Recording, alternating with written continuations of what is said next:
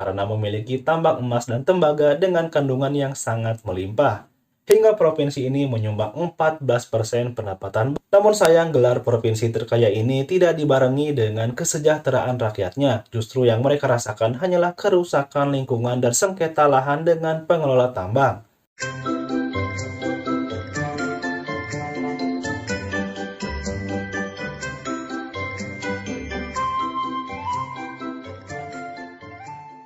Hai, terima kasih telah mengklik video ini. Selamat datang di channel William Nindra.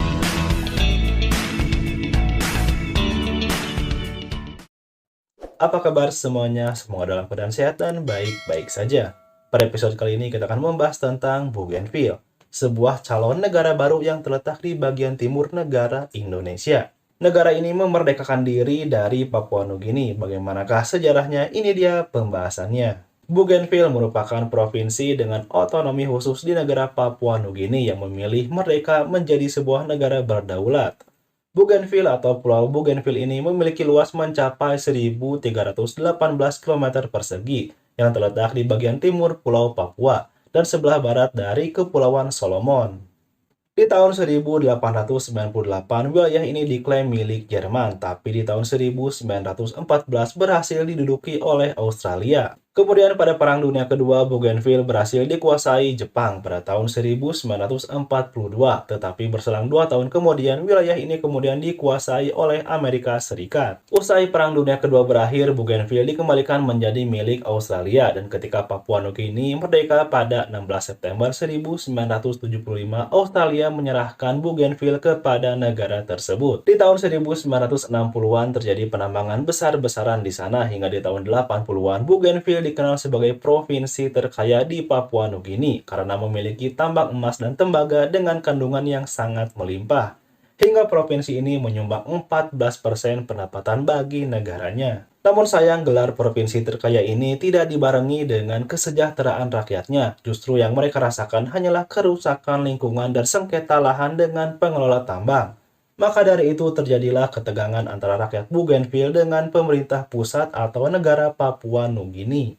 Puncaknya pada tahun 1988 meletuslah perang antara separatis Bougainville seperti Tentara Revolusioner Bougainville dan pasukan perlawanan Bougainville dengan tentara Papua Nugini yang membuat tambang-tambang di sana terpaksa ditutup dan ribuan orang harus mengungsi. Kelompok separatis sempat berhasil menguasai seluruh wilayah Bougainville, tetapi berhasil direbut kembali pada tahun 1991 oleh tentara negara Papua Nugini. Guna meredam konflik berkepanjangan, maka pada tahun 2001 diambil kesepakatan damai antara pemerintah Papua Nugini dengan kelompok separatis Bougainville.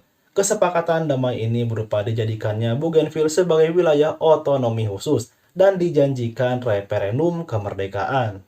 Dikabarkan perang ini menimbulkan korban jiwa yang diperkirakan mencapai 15.000 sampai 20.000 orang selama hampir 10 tahun berlangsung. Pada tahun 2019 atau tepatnya pada 23 November sampai 7 Desember 2019, pemerintah Papua Nugini menepati janjinya, yaitu mengadakan referendum bagi 181,67 rakyat Bougainville untuk memilih apakah ingin menjadi daerah otonomi khusus negara atau ingin menjadi negara merdeka seutuhnya. Hingga akhirnya pada 11 Desember 2019, hasil referendum kemudian diumumkan oleh Ketua Komisi Referendum Bougainville sekaligus mantan Perdana Menteri Irlandia, yaitu Bertie Ahern di kota Buka. Hasil yang didapat menunjukkan bahwa 98,31% atau 176.928 rakyat Bougainville yang mengikuti referendum menyatakan ingin merdeka dan terlepas dari negara Papua Nugini. Dan hanya 3,3% atau 3.043 orang saja yang memilih untuk tetap bergabung dengan Papua Nugini. Dalam pertemuan terbaru terkait referendum ini, meski hasil referendum sudah keluar dan Bougainville sah merdeka, tetapi pelepasan wilayah ini baru akan dilakukan pada tahun 2023 ini dan mendapat kemerdekaan seutuhnya pada tahun 2027 nanti. Pernyataan ini telah disetujui dan ditandatangani oleh James Marape, perwakilan dari Papua Nugini, dan Ismail Toroama, perwakilan dari Bougainville. Kemerdekaan Bougainville ini digadang-gadang akan membawa dampak positif oleh para pengamat internasional, karena negara ini memiliki sumber daya alam yang melimpah, khususnya emas dan tembaga. Juga memiliki daya tarik pariwisata yang diklaim setara Bali dan Hawaii. Namun keputusan Bougainville untuk merdeka juga masih diragukan oleh seorang ahli dari Australian National University. Ia menilai keputusan ini bisa dipahami tetapi terlalu dini mengingat sumber daya manusia di Bougainville belum sepenuhnya baik.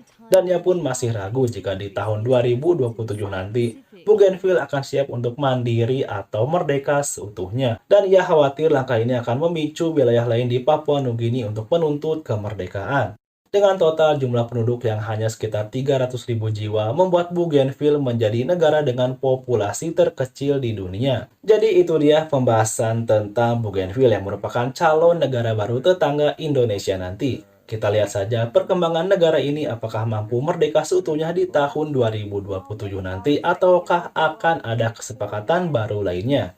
Terima kasih buat yang sudah menonton video ini sampai akhir. Semoga dapat menambah wawasan dan menghibur tentunya. Sampai jumpa di episode selanjutnya. William Indra, pamit.